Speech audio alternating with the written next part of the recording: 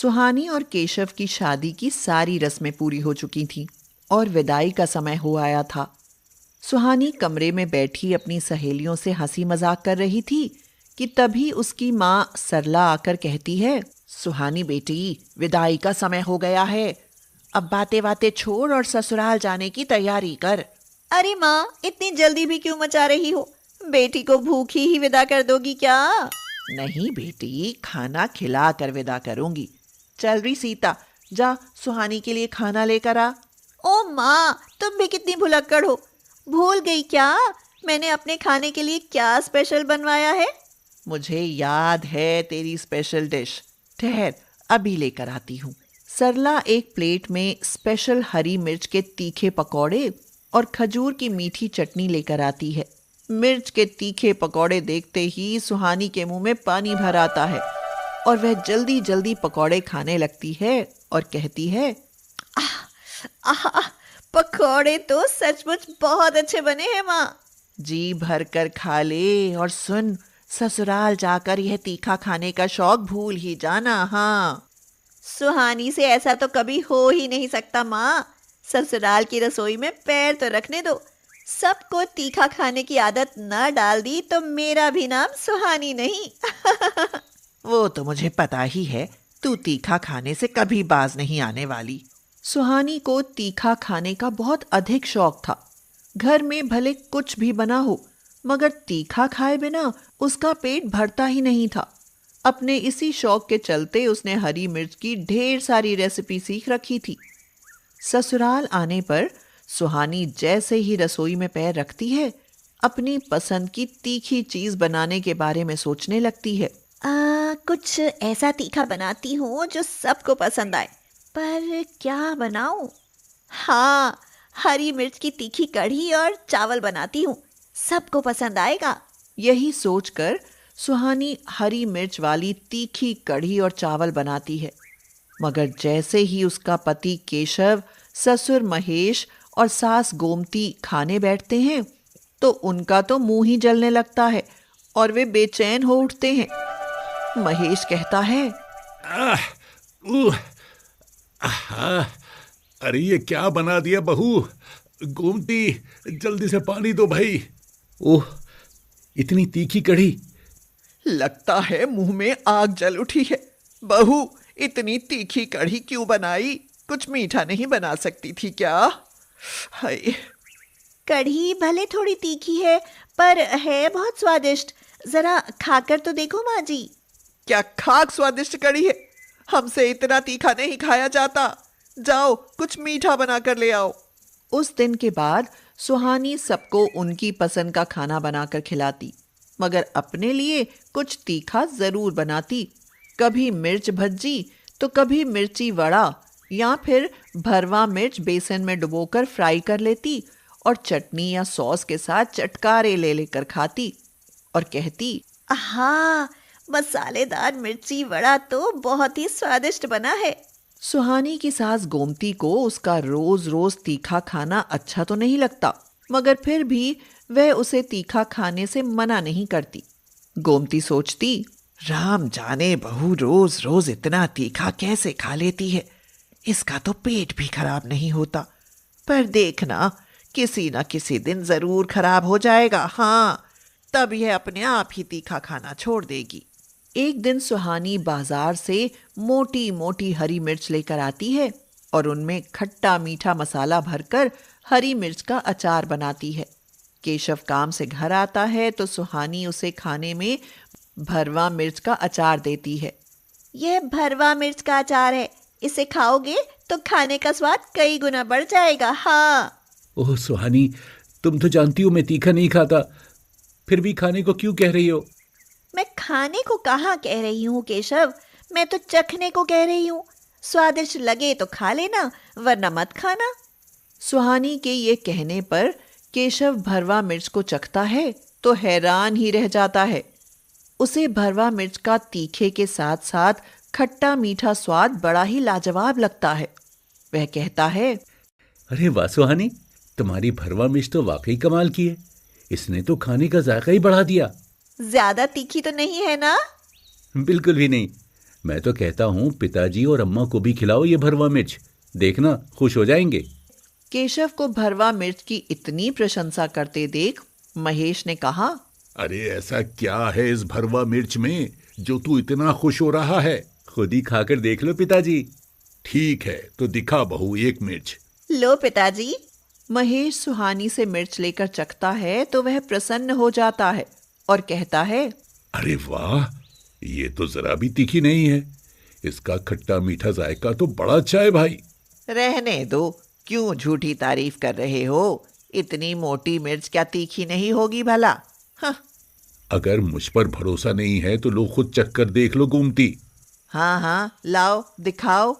फिर गोमती भी भरवा मिर्च का स्वाद चखती है तो वह भी सुहानी की तारीफ करने लगती है और कहती है, बहू तेरी भरवा मिर्च तो सच में बड़ी स्वादिष्ट है। आज पहली बार तीखा खाने में आनंद आ रहा है। तेरे इस लाजवाब मिर्ची अचार के बारे में तो मैं पास पड़ोस की सब औरतों को बताऊंगी। हाँ। गोमती सुहानी का भरवा मिर्च का अचार अपनी मुंह लगती जिस भी पड़ोसन को चखाती वही उसकी बड़ाई करने लगती। सुषमा को तो सुहानी का वह अचार इतना अधिक पसंद आता है कि वह उसे अचार बनाने का ऑर्डर दे देती है। सुहानी बहू, मेरे बड़े भैया नरेन की शहर में अचार की बहुत बड़ी दुकान है।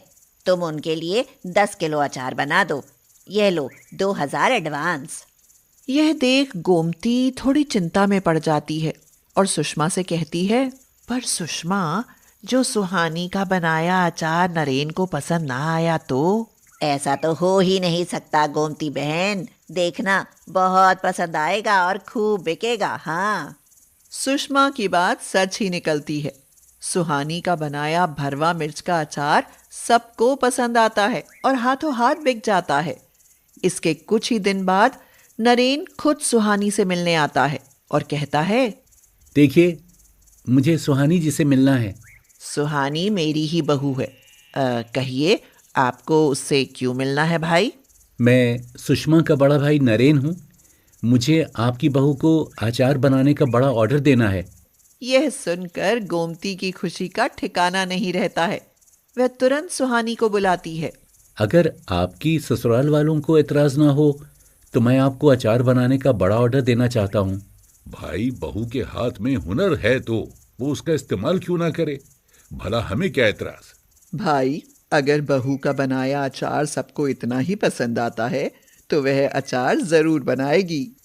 ये लीजिए 50,000 और ऐसे ही तरह तरह का तीखा खट्टा मीठा 100 किलो अचार बना दीजिए। उस दिन के बाद तो सुहानी का तीखा खाने का शौक उसके लिए तीखे का बिजनेस ही बन जाता है। वह मिर्च से तरह तरह के अचार बनाने लगती है और उसके बनाए अचार सबको पसंद आने लगते हैं। कुछ ही दिनों में वह अचार की खुद की दुकान कर लेती है और उसकी दुकान चल निकलती है। फिर केशव, महेश और गोमती सभी उसके काम में मदद करने लगते हैं। आशा के बड़े बेटे राहुल की शादी 3 साल पहले मीना से हो गई थी। आशा ने सोचा कि छोटे बेटे दीपक की भी शादी करके कर्तव्य मुक्त हो जाए। दीपक और रेनू का रिश्ता पक्का हो गया और कुछ दिनों बाद ही शादी हो गई। बड़ी बहू गर्भवती थी, इसलिए सारी जिम्मेदारी रेनू पर जल्दी ही आ गई। रेनू बोली, दीदी क्या आपकी तबीयत खराब है? इस पर मीना ने कहा, नहीं रेनू, मैं माँ बनने वाली हूँ। 3 साल बाद बहुत इलाज के बाद मुझे ये सुख मिला है, इसलिए मम्मी जी ने मुझे बिस्तर से उठने को मना किया है। तो रेनू ने कहा, अच्छा दीदी, ये तो बहुत खुशी की बात है। आशा बोली, देखो बेटी, अब तुम्हें मीना का ख्याल रखना है। ऐसी अवस्था में जब तुम उसका ख्याल रखोगी तो समय आने पर वह भी तुम्हारी देखभाल करेगी। समझ गई ना? मम्मी जी, मैं दीदी का बहुत अच्छे से ख्याल रखूंगी। रेनू सारा काम करके लेटी ही थी कि आशा ने आवाज दी और कहा, रेनू बेटा, मीना को मिश्री डालकर दूध और दवाई दे आना। क्या हुआ रेनू, क्यों मुंह बना रही हो? कुछ नहीं दीपक, मैं पूरे दिन घर का काम करके थक जाती हूँ। ऊपर से मम्मी जी मुझे पूरे दिन दीदी की सेवा में लगाए रखती हैं। आखिर मैं भी तो एक इंसान हूँ। कोई बात नहीं रेनू, कुछ महीनों की ही तो बात है, फिर भाभी तुम्हारा हाथ बटाएंगी। रेनू परेशान होकर दीपक से बोली, लेकिन दीपक अभी 6 महीने और हैं और उस पर डिलीवरी रेस्ट भी होगा। रेनू, जब तुम माँ बनोगी तब तुम्हें भी तो इसी दौर से गुजरना पड़ेगा। रेनू अपनी जेठानी के पास दूध लेकर गई और उससे पूछा, दीदी और कोई काम तो नहीं है? नहीं रेनू, बस वहाँ से मेरी दवाई उठाकर दे दो और ये गिलास भी उठाकर ले जाना। रेनू मन ही मन बड़बड़ाती रही, जैसे मैं इनकी देवरानी न हुई, इनकी नौकरानी बन गई हूँ। हाँ। एक दिन रेनू की माँ सरोज का फोन आया। सरोज बोली, कैसी है रेनू, बहुत दिन हो गए तू घर नहीं आई। कैसे आऊँ मम्मी, पूरे दिन इतना सारा काम करना पड़ता है। क्यों, तेरी जेठानी काम नहीं करती? माँ वो गर्भवती हैं, बेड रेस्ट पर हैं। ओ, फिर तो तेरा पूरा समय काम में गुजर जाता होगा। चल, जब समय मिले आ जाना बेटी। कुछ महीनों बाद वह समय आ ही गया जब मीना ने एक बेटे को जन्म दिया। अब तो रेनू के लिए एक बच्चे का काम और बढ़ गया। मीना भी अब बच्चे के साथ व्यस्त रहने लगी। रेनू के हिस्से में अब भी काम ज्यादा ही आता था। 1 साल बीत गया। रेनू, हमें भी डॉक्टर को दिखाना चाहिए। 1 साल हो गया है और अभी तक कोई खुशखबरी नहीं। हाँ दीपक, आप सही कह रहे हो। अगले दिन दीपक ने ऑफिस जाते हुए रेनू को हॉस्पिटल छोड़ दिया, जहां सारी जांच के बाद पता चला कि वह कभी मां नहीं बन पाएगी। वह बहुत दुखी हुई। वह रास्ते में सोचती रही, अगर मैंने ये बात सबको बताई तो सब लोग मीना दीदी और उनके बच्चे को ही प्यार करेंगे। फिर मेरा क्या होगा? मैं उस घर में सिर्फ एक काम वाली बनकर रह जाऊंगी। नहीं, ऐसा नहीं हो सकता। मैं ये बात घर में किसी को नहीं बताऊंगी। हाँ। रेनू कुछ उदास रहने लगी। चिंता में ना तो वह ठीक से खाना खाती, ना ठीक से सोती, जिसके कारण उसकी तबीयत खराब हो गई। कमजोरी में उसे चक्कर आने लगे और उल्टी हो गई। आशा बोली, रेनू, लगता है बहू कि तुम माँ बनने वाली हो। मीना ने कहा, रेनू बधाई हो, ये तो बहुत खुशी की बात है। मेरे श्लोक को खेलने के लिए एक भाई या बहन मिल जाएगा। दीपक ने खुशी के मारे रेनू को गोद में उठा लिया। मैं बहुत खुश हूँ रेनू। अब रेनू कैसे बताए कि ऐसा कभी नहीं होगा, वह कभी माँ नहीं बन पाएगी। रेनू ने सोचा, नहीं, मैं किसी को भी सच्चाई नहीं बताऊंगी। मैंने किसी से नहीं कहा कि मैं माँ बनने वाली हूँ। अगर ये सब ऐसा सोचते हैं तो ऐसा ही ठीक है। मुझे भी कुछ महीने थोड़ा आराम मिल जाएगा। मैं भी तो देखूं कि मुझे भी सब लोग मीना दीदी की तरह ही प्यार करेंगे या नहीं। अगले दिन रेनू सुबह उठकर रसोई में चाय बनाने गई। मीना ने उसे रसोई में देखते ही कहा, रेनू, आज से तुम कोई काम नहीं करोगी। शुरू के दिन है ना, इनमें बहुत ध्यान रखना पड़ता है। जाओ अपने कमरे में जाकर आराम करो। रेनू मन ही मन खुश होती हुई बोली, ठीक है दीदी, जाती हूँ। रेनू कमरे में चली गई। उसने देखा कि दीपक ने खुद ही बिस्तर उठाकर रख दिया है और अपने कपड़े खुद ही प्रेस करके वह ऑफिस के लिए तैयार भी हो गया। रेनू ने उससे कहा, अरे आपने खुद ही सब कर लिया, मैं कर देती। अब अपने सारे काम खुद कर लूंगा मैं।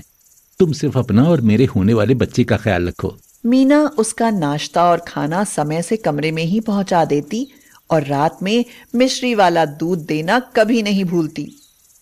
मीना मुस्कुराते हुए पूरे दिन घर का काम करती और बचे हुए समय में रेनू के पास बैठकर उसे प्रेगनेंसी के बारे में समझाती रहती। इसी तरह 3 महीने बीत गए। रेनू को चिंता होने लगी और वह सोचने लगी, जब घर में सबको मेरी झूठी प्रेगनेंसी के बारे में पता चलेगा तब क्या होगा? सबको मुझसे इतनी उम्मीद है, सब मेरा इतना ख्याल रखते हैं। मुझे इनकी भावनाओं के साथ नहीं खेलना चाहिए। एक दिन आशा ने रेनू को बुलाया और कहा, रेनू, जब मीना को बच्चा नहीं हुआ था ना, तब मैंने मन्नत मांगी थी। उसके बाद श्लोक ने जन्म लिया। उसके बाद मैंने तुम्हारे लिए भी मन्नत मांगी है, जो भगवान ने बहुत जल्दी सुन ली। शाम को तैयार हो जाना, तुम दोनों के हाथों से कुछ दान करवा दूंगी और अपने कुलदेवी के दर्शन भी करा लाऊंगी। रेनू खुद ही बहुत शर्मिंदा हुई और सोचने लगी, सिर्फ एक काम से बचने और सबका प्यार पाने के लिए मैंने इतना बड़ा झूठ बोला, और मम्मी जी मेरे लिए इतना कुछ कर रही हैं। अब मैं उन्हें सच्चाई कैसे बताऊं? मंदिर में जाकर आशा ने रेनू और मीना के हाथ से कंबल और पैसे बंटवाए। लेकिन रेनू जब मंदिर में कुलदेवी के दर्शन करने गई तो उसकी आंखों में आंसू आ गए और रेनू बोली, हे कुलदेवी, मैं गर्भवती नहीं हूँ। मैंने अपने परिवार का प्यार पाने और काम से बचने के लिए झूठ बोला है। शायद ये इसी की सजा है कि मैं कभी मां नहीं बन पाऊंगी। बाहर आकर रेनू अपनी सास के पैरों में गिरकर रोने लगी। आशा ने पूछा, क्या हुआ रेनू, तुम रो क्यों रही हो? मुझे माफ कर दो मम्मी जी, मैंने आपसे बहुत बड़ा झूठ बोला है। झूठ? कैसा झूठ बहू? मैं कभी मां नहीं बन सकती। मैं गर्भवती नहीं हूँ। मुझे लगा आप सब लोग मीना दीदी को बहुत प्यार करते हैं, इसलिए मैंने गर्भवती होने का नाटक किया। नाराज तो मैं बहुत हूँ, लेकिन तुझे ऐसा क्यों लगा कि हम सिर्फ मीना से ही प्यार करते हैं? मम्मी जी, मैं कभी मां नहीं बन पाऊंगी। मैं डर गई थी। मैंने देखा था कि श्लोक के पैदा होने से पहले और बाद में आप सब मीना दीदी से बहुत प्यार करते हो। अगर मैं मां नहीं बनी तो आप मुझसे नफरत करने लगोगे। रेनू रोने लगी। ऐसा झूठ बोलने के बाद क्या तुम मुझसे प्यार करने की उम्मीद रखती हो रेनू? आशा ने रेनू को चुप करते हुए कहा, पागल लड़की, मन तो करता है कि एक थप्पड़ लगाऊं। हाँ, आज साइंस बहुत आगे आ चुका है। डॉक्टर के पास हर समस्या का हल है। हम कल ही डॉक्टर के पास जाएंगे और उनसे सलाह लेंगे। और हाँ, ज्यादा सोचने की जरूरत नहीं है। मीना बोली, मम्मी जी सही कह रही हैं रेनू। अगले दिन रेनू, दीपक और आशा के साथ हॉस्पिटल गई। डॉक्टर ने कहा, अरे आप, मैं तो आपका कब से इंतजार कर रही थी। मगर किस लिए डॉक्टर? आप अपना टेस्ट कराने आई थी ना। दरअसल मेरी गलती के कारण किसी और रेनू की रिपोर्ट आपके पास आ गई थी और आपकी उनके पास। ये रही तुम्हारी असली रिपोर्ट। तुम प्रेग्नेंट हो। रिपोर्ट के हिसाब से तुम्हें 3रा महीना चल रहा है। झूठी गर्भवती बहू अब सचमुच में गर्भवती थी। रेनू को सबने गले से लगा लिया और कहा, तुम हमारे घर का हिस्सा हो। हम तुम्हें प्यार नहीं करेंगे ऐसा कभी मत सोचना।